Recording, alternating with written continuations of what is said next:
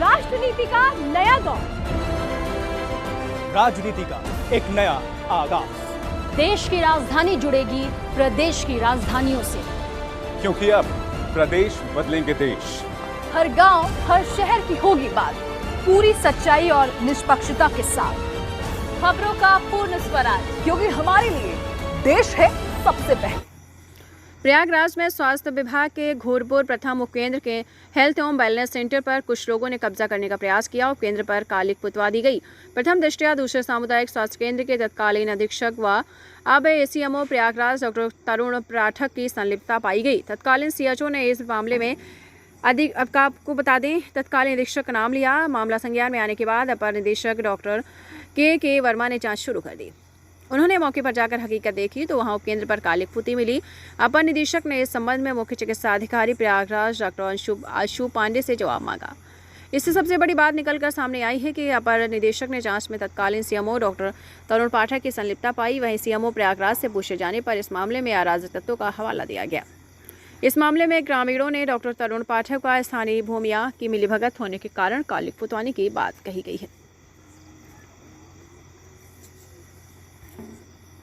जी, ये घोरपुर अस्पताल है जी, इसको कुछ भूमाफिया के द्वारा बेचा जा रहा है जी। तो इसके विषय में क्या कहना चाहिए? उसके विषय में ये है कि ये जो है धर्मशाला, ये आप जो है ये आप अस्पताल बनी हुई है, अस्पताल 254/2 में है, ठीक है। ये नंबर जो है 10 विश्व का है, जो कि आबादी है, जिसमें अस्पताल धर्मशाला मंदिर कुआं सब है।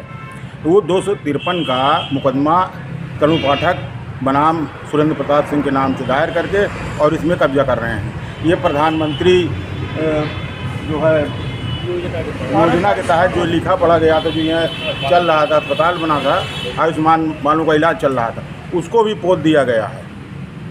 अब पूरा एकदम पूरी तरह से ये मिली भगत से ऊँचे फरान सब मिले हुए हैं। मिल के जो है भाई आपको तरुण पाठक को पार्टी बनाए हैं, उधर तो कोई जवाब नहीं लगेगा, सीधे सीधे पार्टी आर्डर हो जाएगा, पूरी ज़मीन अपनी हो जाएगी। आपके परिचय? ये कहानी हम रमाशंकर गुप्ता घोरपुर।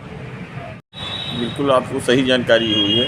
कुछ भूमाफिया लोग, ये श्रेणी 6 की आबादी की ज़मीन में बना हुआ धर्मशाला है, इसको वो लोग कब्जा करके बेचना चाह रहे हैं। और उसमें यहाँ के पूर्व अधीक्षक जसरा के तरुण पाठक की भूमिका भी पूर्ण रूप से मिली हुई है, क्योंकि उन्हीं के नाम से मुकदमा कायम किया गया। जबकि ये मुकदमा अगर उनको कायम करना था पार्टी को, तो क्या कहते हैं, स्वास्थ्य विभाग के नाम से कायम करना चाहिए था। तो उन्होंने कि ना किसी अधिकारियों को जानकारी दिया, ना कभी तारीख दे गए, और जिससे कि एक्स पार्टी फैसला हो जाए। ये अस्पताल कितने सालों से बना हुआ है? ये अस्पताल लगभग कम से कम मान लीजिए 35 साल से बना हुआ है ये हॉस्पिटल करीब, क्या कहते हैं। और ये सरकारी ज़मीन है, उसी में धर्मशाला बना था। उस समय कोई ज़मीन नहीं थी यहाँ, लोग तो उसी में बनवा दिया गया था, और तब से चल रहा था संचालित।